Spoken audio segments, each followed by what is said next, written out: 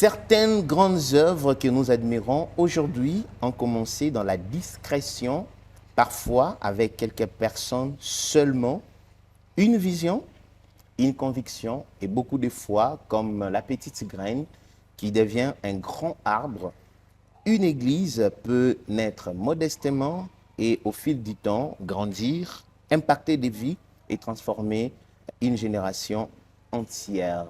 C'est le cas de la Porte des Germes, Parole vivante, Porte des Germes. Cette église située pratiquement dans la commune de Mongafula, dans les quartiers Kimwala, où nous sommes présentement. Vous l'avez bien constaté, nous sommes trop loin de notre plateau habituel.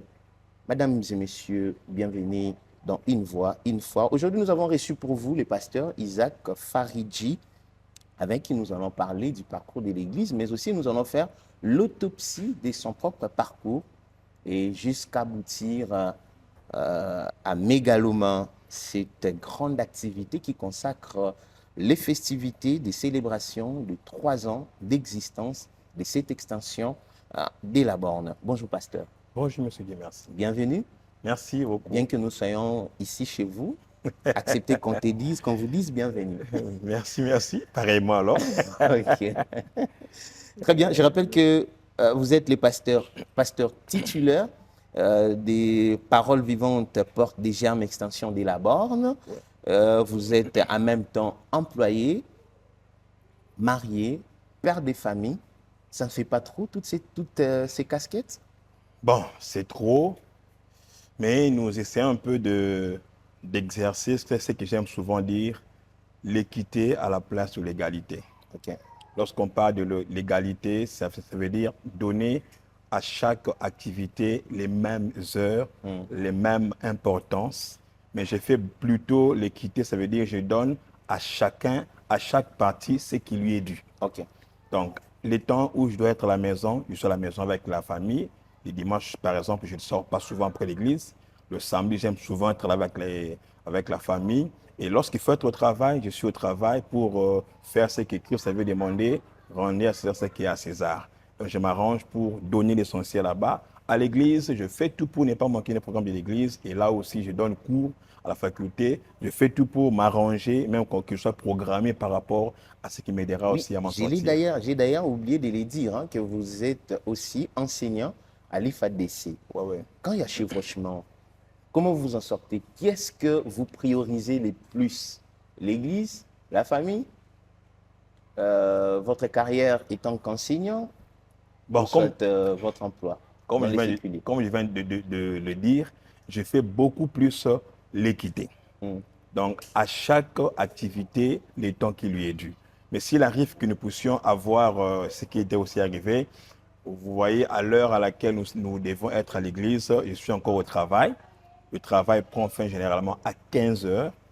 Mais à cause de ce que j'ai comme fonction, il arrive que je puisse aller à 17 heures, 18 heures, 19 heures. Mais s'il arrive que je finis le travail à 17 heures, j'essaie un peu de faire quelques sacrifices.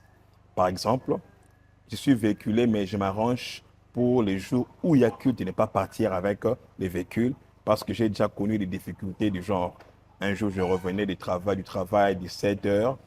J'étais là à 16 heures, mais j'ai fait pratiquement plus d'une heure en cours de route là à Kitambo alors que je devais intervenir. J'étais tellement mal à l'aise. Et alors, j'avais dit que je m'arrange pour ne pas partir avec le véhicule quand il y a d'abord culte.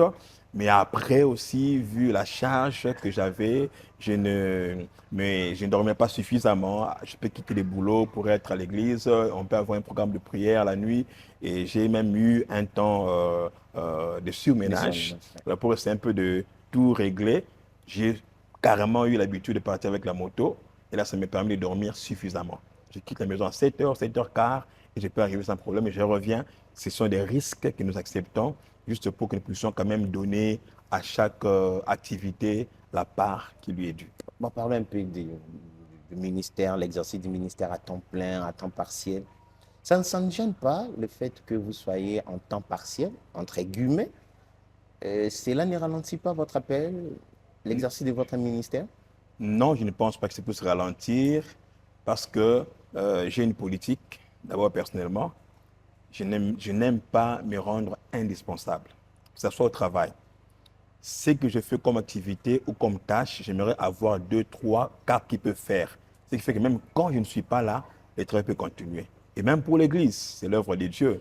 Et Dieu a fait grâce que je puisse avoir des collaborateurs qui sont à la hauteur. Je peux ne pas être là, ils peuvent assurer. Et du même au travail aussi, des fois, quand je suis tellement coincé, il y a des collaborateurs qui peuvent aussi couvrir aux besoins. Donc, je m'arrange pour que je puisse ne pas être indispensable. Et comme je l'ai dit, il y a des sacrifices que nous sommes en train d'accepter pour que nous puissions réussir. Parlons un peu de votre appel. Mais bien avant votre appel, comment s'est fait votre rencontre personnelle avec Christ? Bon, parlant de rencontre. ma rencontre avec Christ, en tout cas, j'ai d'abord grandi dans un milieu qui était purement chrétien. Et j'ai très tôt, où je suis très tôt entré dans les choses de Dieu, avec mon père qui était pasteur aussi, mon feu père qui était pasteur. Et là, j'ai grandi dans ces bains-là, comme en fait, c'est plus le cas avec Samuel, vous voyez, très tôt.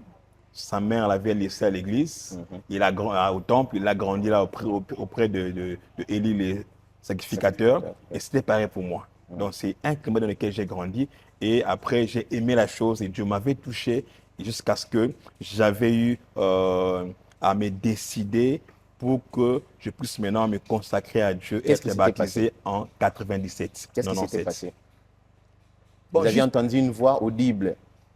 Boum. Par rapport à quoi? L'appel ou non, à par rapport Dieu? à la rencontre personnelle. Qu'est-ce qui s'est passé exactement? En tout cas, normal, normal. C'est juste au fond du cœur. Une prédication, c'était quoi? Vous vous souvenez encore, c'était quoi une prédication? En tout cas, comme je l'ai dit, un songe?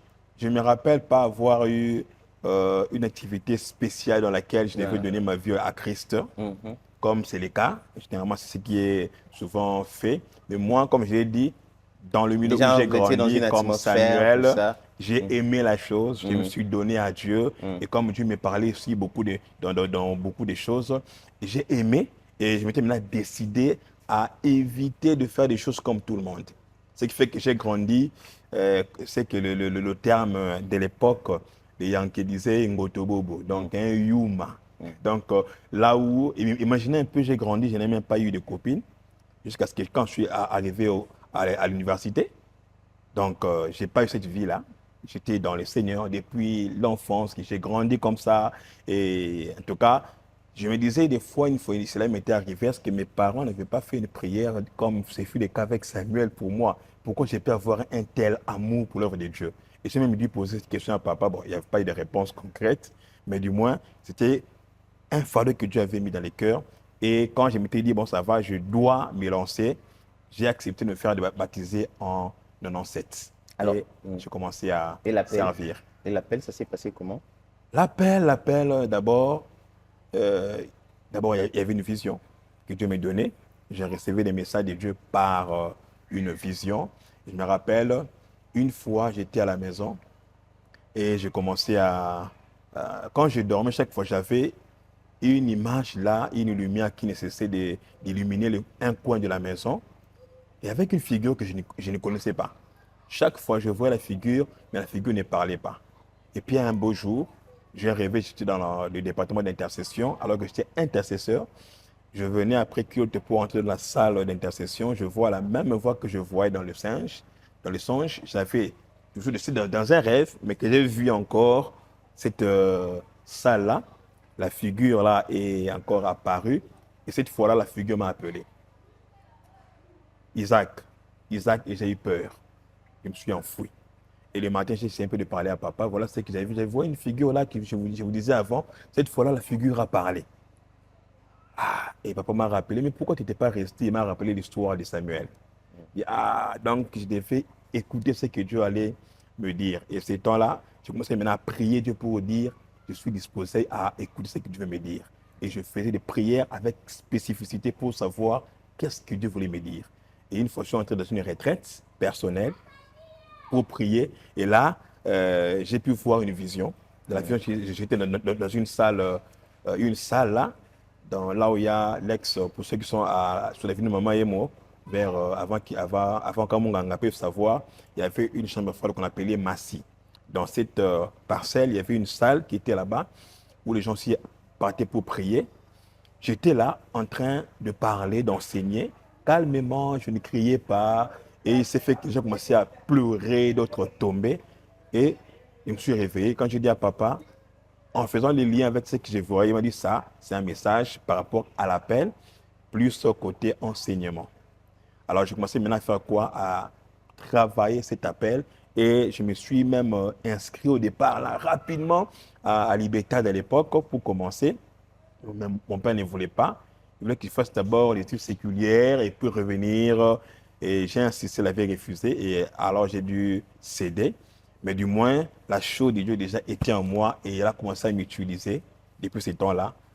À la prédication, à la modération, je me rappelle, ma première prédication pour le dimanche, c'était en 2001 que j'ai commencé à prêcher un dimanche.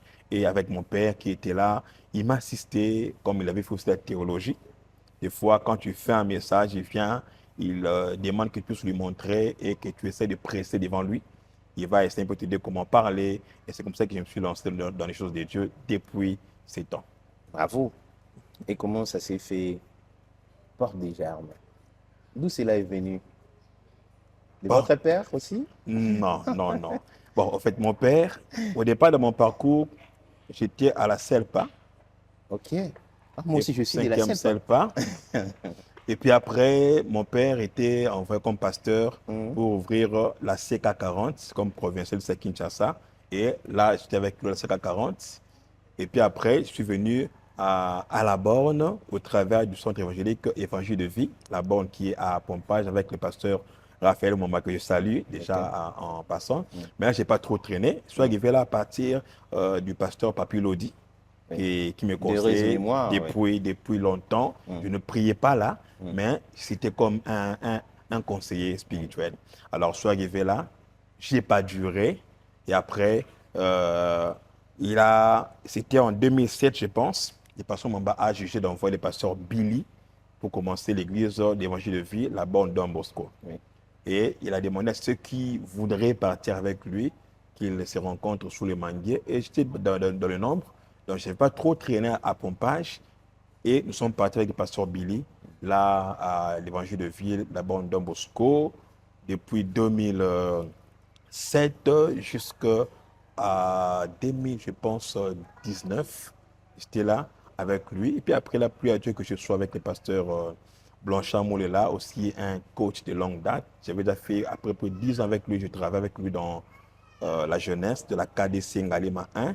Il était mon responsable de la jeunesse au niveau du district. Et puis après, au niveau provincial, il m'avait maintenant laissé comme dirigeant de la jeunesse au district de Ngalema 1. C'est comme ça que j'ai commencé à travailler avec le pasteur Blanchard Moulela, qui, après que j'ai fini mes études théologiques en 2020, il m'a approché, je pense que c'était un certain 3 novembre 2020, pour me demander si je n'avais pas ce fardeau pour commencer la première extension de l'église. Bon, je lui ai dit, bon, en tout cas, moi je suis disposé, j'attends le programme ou le plan de l'église pour y aller. Et après, il m'a dit, ok, ça ne dérange pas, cherche à faire un programme d'implantation, un plan d'implantation. Et j'étais choisi 2 endroits. Le premier endroit, c'était vers Kitambo, là où il y a Maison de la Bénédiction, Maison de Miséricorde. Des Miséricordes, voilà, avec les pasteurs Trésor Fambouami. Et dans les parages là, il n'y avait aucune église de la KDC. Okay. C'était encore vierge. J'ai vu le coin. Je me rappelle, c'était un certain 14 novembre, j'ai fait des tours avec papa Joseph Nondo. On a fait le pied qui tend là, vers Kamunganga, on a fait le pied jusque là, DGC, on a circulé dans tous ces coins des écuries pour prendre chaque avenue, les noms d'avenues, nombre d'églises, d'hôpitaux, tout ça. Et quand on a fini, on avait tellement traîné pour commencer. Les coins étaient remplis par les 2 églises de la Borne et de Fila. Bon, on s'est dit, bon, ça va. Le deuxième choix était aller à Kimboala. Oui. Et pour Kimboala, ici, on priait Dieu pour savoir où nous pourrons être et comment nous pourrons le faire. En attendant, pendant que nous prions le Seigneur pour savoir le lieu exact, il y a un frère qui priait à Pompage qui ne savait pas non plus que nous avions un programme d'implantation.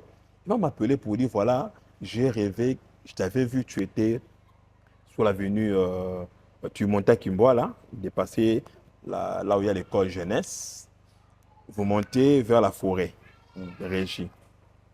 Et quand vous êtes arrivé dans ce coin-là, il y avait l'obscurité dans tous ces coins-là. Et j'avançais, il y a des gens, c'était pas moi, c'était lui, le frère. Il a vu des gens qui étaient là cachés et il faisait des histoires qui étaient pas bonnes. Et quand ils ont remarqué que le frère les avait vus, ils l'ont poursuivi. Il s'est mis à fouiller, à courir jusqu'à arriver vers Mangoba. Et arrivé là, il y avait une forte lumière dans le coin, différemment de là où d'où il venait.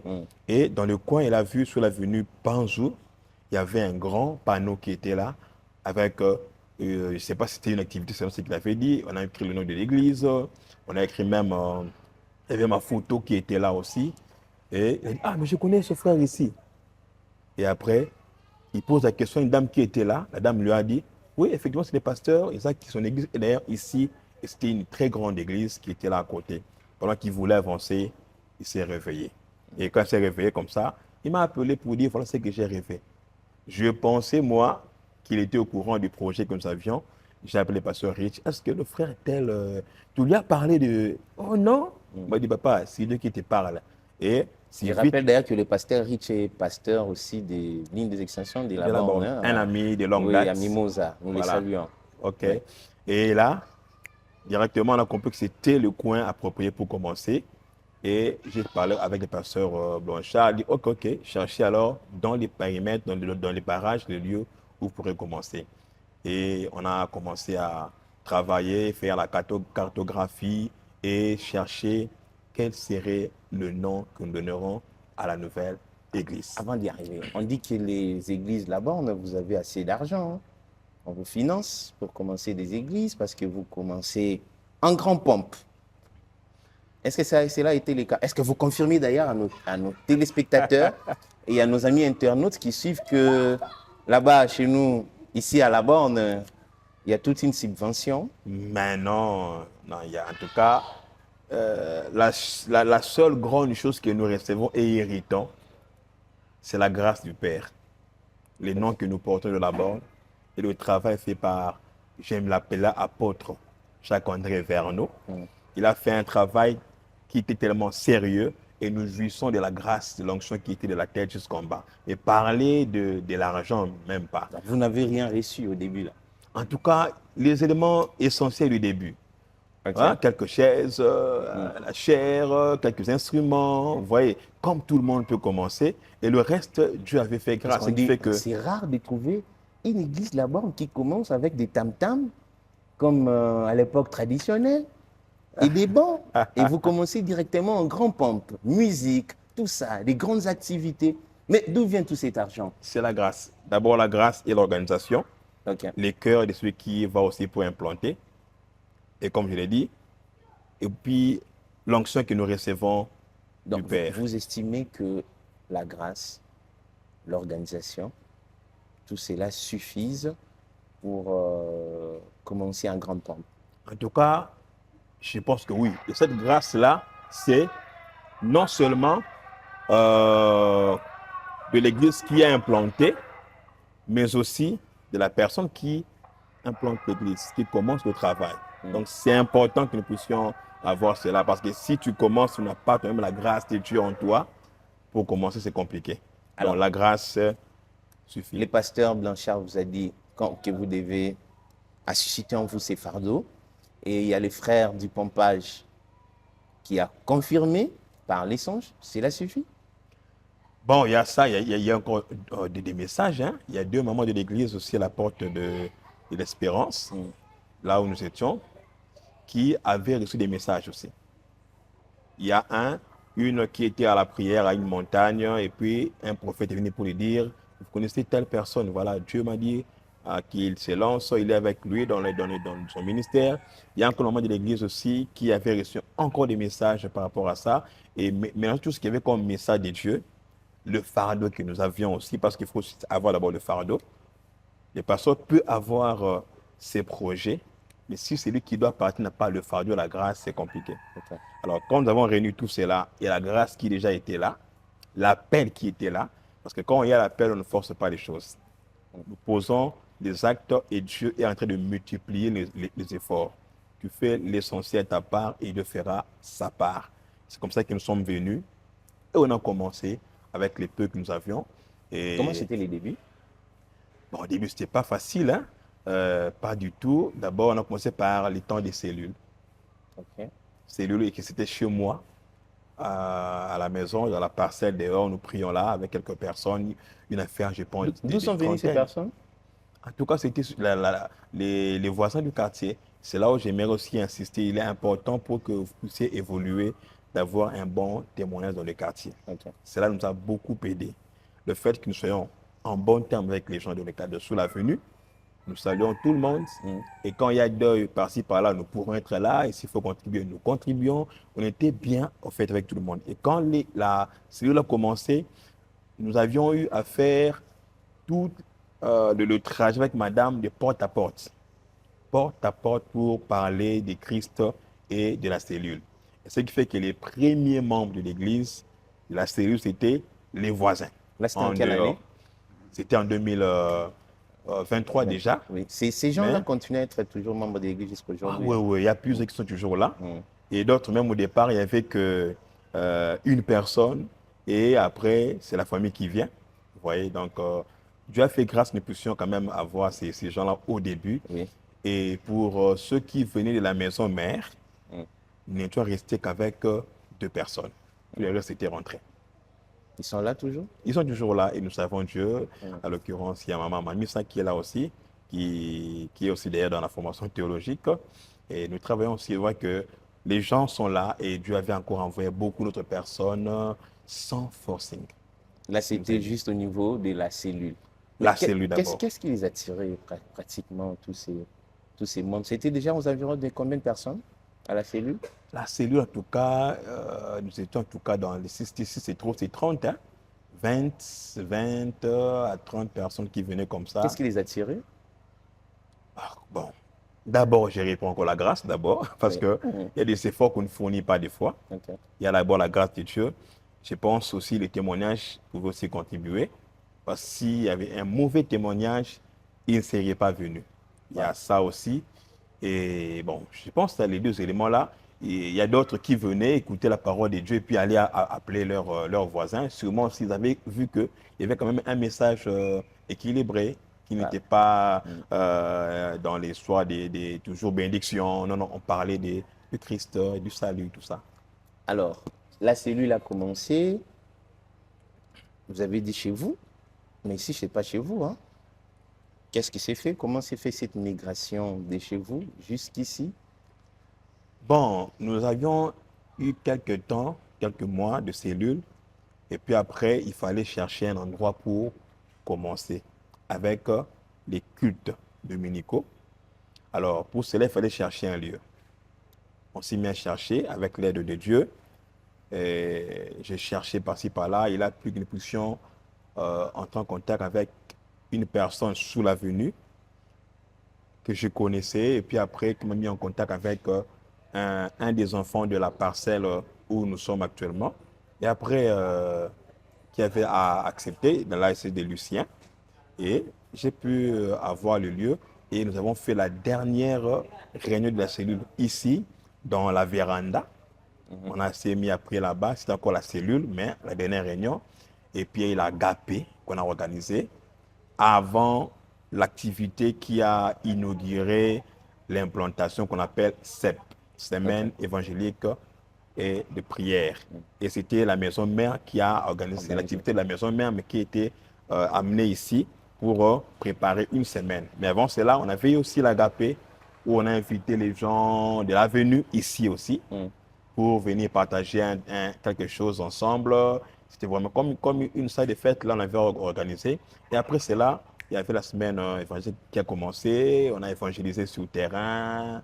On a aussi placardé des affiches par-ci, par-là pour annoncer CEP, qui était aussi le début le dimanche de la semaine. Là, on a commencé avec le programme. Aujourd'hui, l'église compte à peu près combien de membres? En tout cas, en termes de membres, je peux parler de 200 déjà.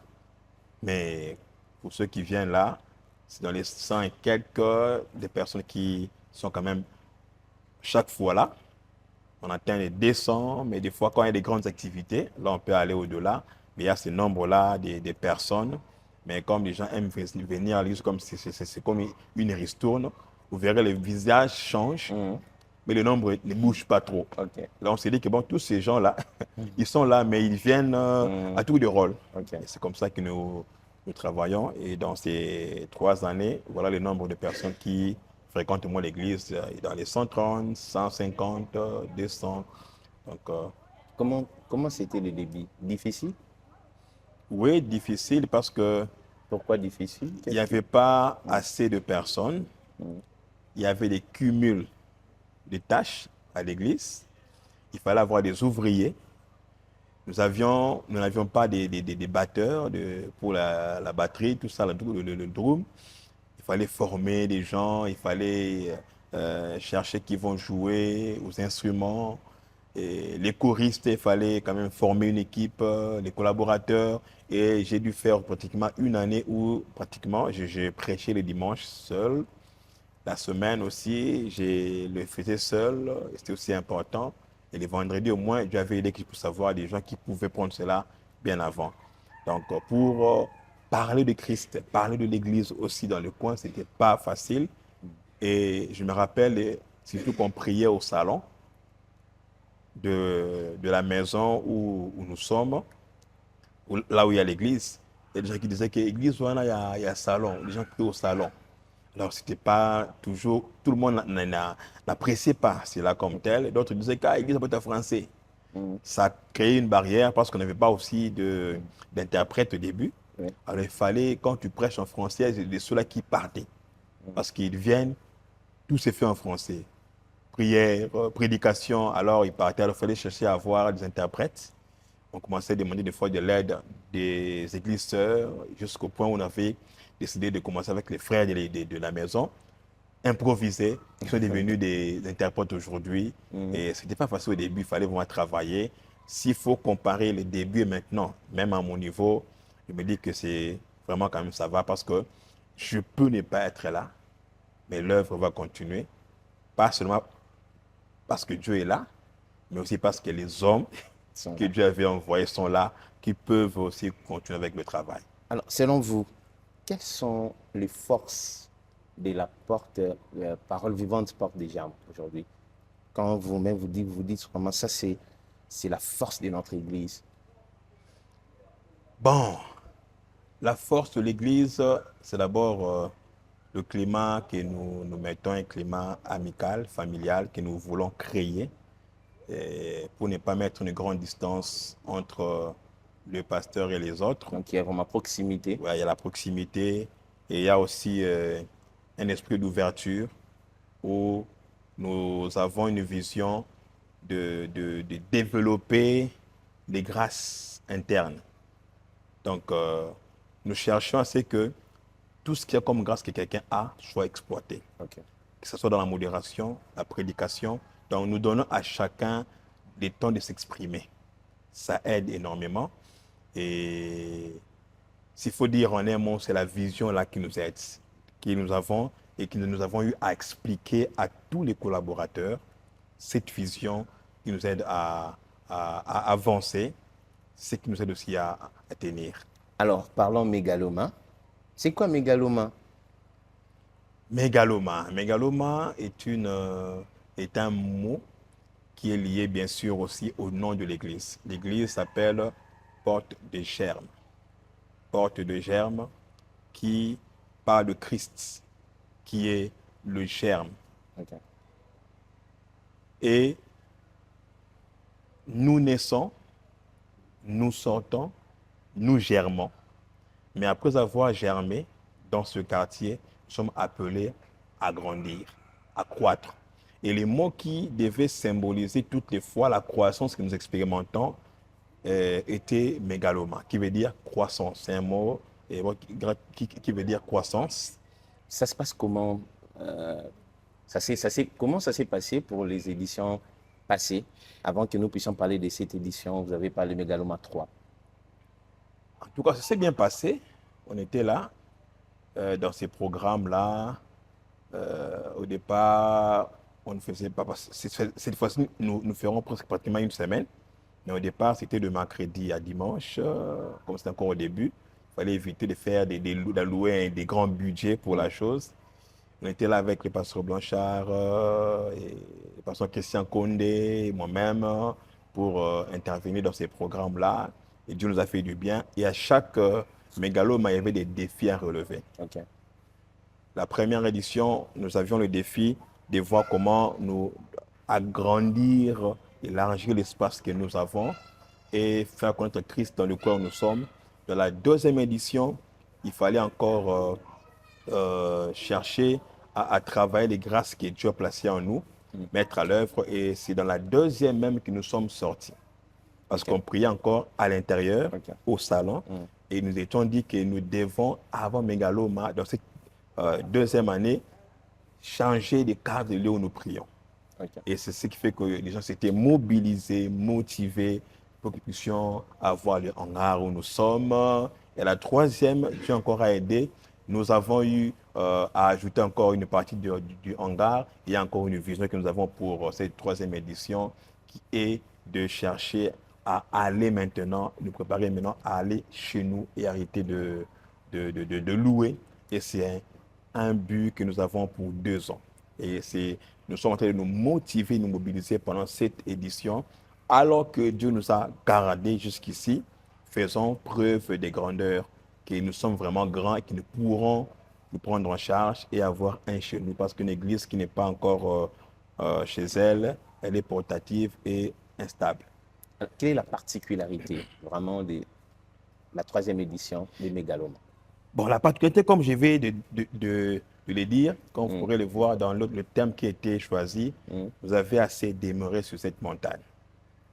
Nous voulons nous motiver à éviter de faire les surplaces. Okay. Que ce soit sur le plan professionnel, dans les fidèles, sur le plan familial, dans les projets même que nous avons, mais aussi pour l'Église, nous voulons ne plus rester les mêmes. Ça veut dire que nous devons changer de cap, changer la façon de voir les choses.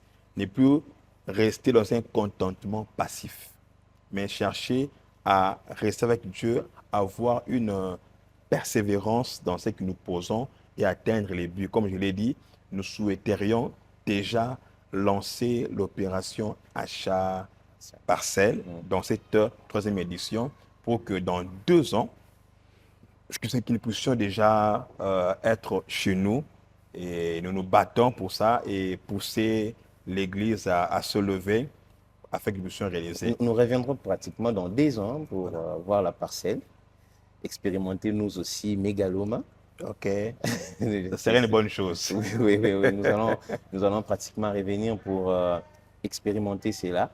Alors, pour cette édition, qui sont les prédicateurs? Vous avez déjà parlé du thème, vous avez assez demeuré sur cette montagne. Alors, quels sont les orateurs? Les orateurs, il y aura d'abord moi-même. Il y a 3 orateurs internes et 3 externes. Okay. À l'interne, nous avons moi. Il y a Papa Eva Chimanga, Papa Glady Bakindie. Et à l'externe, nous avons le pasteur Gloire Kinzonzi qui sera là comme orateur, le pasteur Benjamin Kalinga qui sera aussi là comme orateur et le pasteur Kwetwenda, c'est un ami, docteur Trésor Kwetwenda qu'on appelle souvent Kwek. Il est de la Compassion Kitambo. Donc, ce sont ces différents orateurs qui seront là pour nous bénir dans ce programme de Mégaloma 3. Alors, un message pour ceux-là qui voudront peut-être participer. Ils se posent la question, bon, nous ne sommes pas de la porte des germes. Ça ne nous concerne pas, leurs histoires d'acheter une parcelle, tout ça.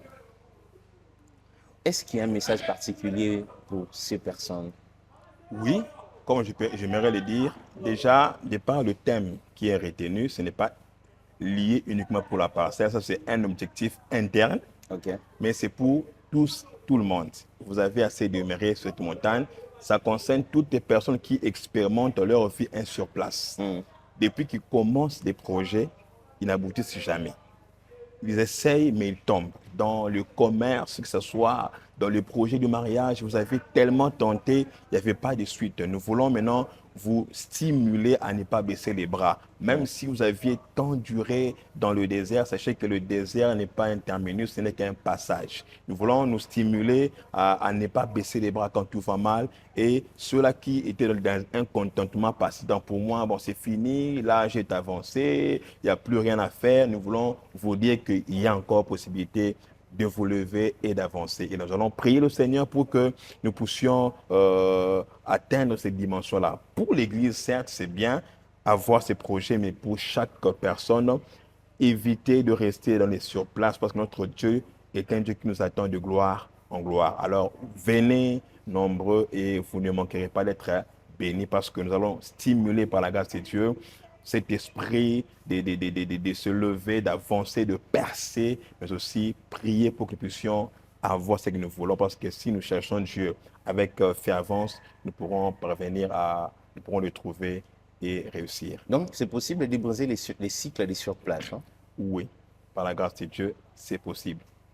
Parce qu'il n'y a aucune puissance qui dépasse celle de Dieu. C'est lui qui a le pouvoir de changer les parcours de l'histoire. Là où Dieu et les choses peut changer.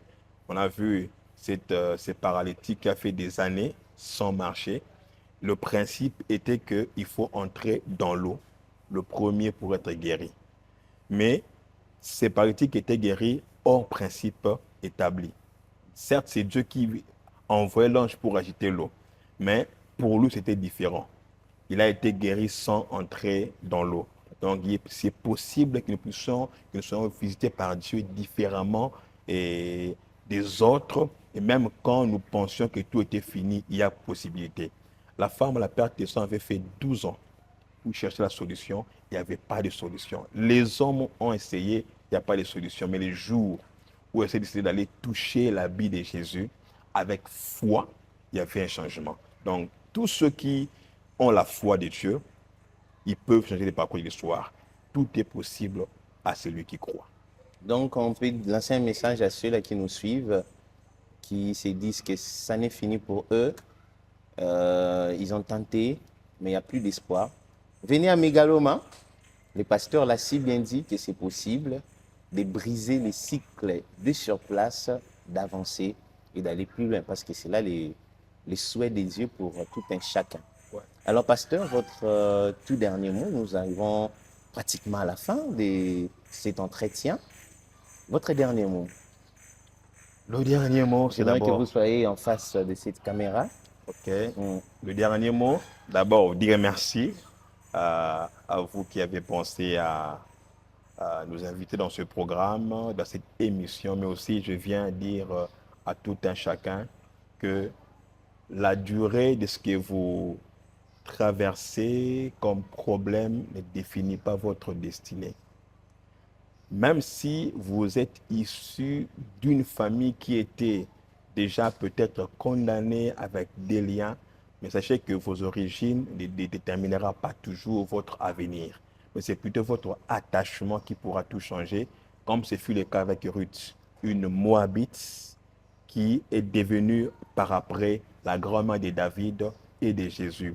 Tout était fonction de choix. Et si vous choisissez Christ et vous choisissez de chercher sa face et de ne pas baisser les bras, même quand tout va mal, vous pourrez atteindre l'objectif et pourrez aller très loin. Donc, ne vous avouez jamais vaincu, même quand tout va mal, parce que tout est possible à celui qui croit. Restez attaché à Dieu, priez le Seigneur, ne baissez pas les bras. Même si vous ne savez pas marcher, il faut quand même ramper.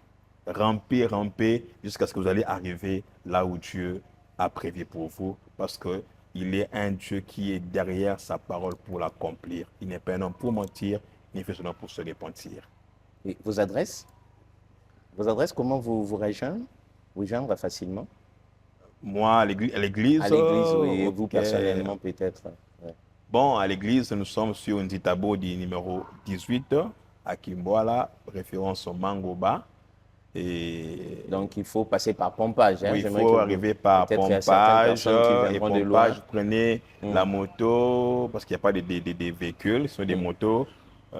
qui va vers Kimboala et vous demandez au monteur de vous déposer à Mangoba. Et vous verrez, il y a un grand panneau qui est là et qui indique même le nom de l'église. C'est là où nous sommes. Et pour ceux qui ne savent pas s'il faut donner un numéro pour le contact, nous sommes, ça c'est mon numéro personnel, 82 082 26 58 574. Voilà ce qu'il y a comme moyen pour nous contacter. Et je reçois chaque mardi à partir de 17h jusqu'à 20h30 à l'église. Et en dehors de ces jours-là, les jours où il y a culte, mercredi, vendredi, dimanche, quand il y a besoin, je me disponibilise aussi pour recevoir les gens afin de parler, de prier pour tous les besoins qu'il y a. Alors, mesdames et messieurs, merci d'avoir suivi ce numéro spécial d'une voix, une foi.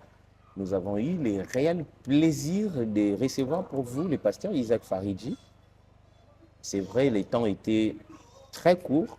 J'aurais bien voulu qu'on développe encore, qu'on creuse un peu en profondeur, en vouloir découvrir ce qui se cache vraiment derrière son appel, ce qui se cache derrière son ministère. Mais je pense que ce n'est qu'une partie remise. Peut-être qu'on reviendra très prochainement pour d'autres numéros, pour aller en profondeur, et non pas seulement parler mégaloma, mais pour parler d'autres thématiques. Je pense que c'est possible. Et vous qui nous suivez, le pasteur a dit que c'est possible de briser les cycles de sur place. Vous avez assez demeuré sur cette montagne. Il est peut-être temps pour vous de vous dire que, allez, c'est fini et avec cette pauvreté, c'est fini avec ces célibats prolongés, c'est fini avec ces cas de stérilité, parce que nous avons un Dieu capable, puissant de changer n'importe quelle situation. Merci. Continuez à nous envoyer vos messages sur YouTube, mais que ce soit aussi sur Facebook, TikTok, comme vous le faites d'ailleurs. Nous en avons vraiment besoin. Envoyez vos messages et vos encouragements si vous voulez aussi participer à cette émission. Allez, le plateau est libre pour vous et nous sommes prêts à nous déplacer, hein, aller partout, même là, au fin fond. J'aimerais dire rapidement merci à toute l'équipe de production qui a concouru pour la bonne réalisation de ces numéros spéciaux. Merci à Moïse Bouilou qui était derrière la caméra, qui a coordonné toute la production. Merci à Patrice. Merci également à Jeannot, notre frère maison, qui a travaillé d'arrache-pied. Et merci au pasteur. Merci de nous avoir ouvert les portes des portes déjà. Les portes des portes déjà. Quel rime. Merci également à notre frère Joseph, qui était là aussi. Merci. Le rendez-vous est pris très prochainement pour d'autres invités, d'autres découvertes. Restez en paix chez vous. Au revoir.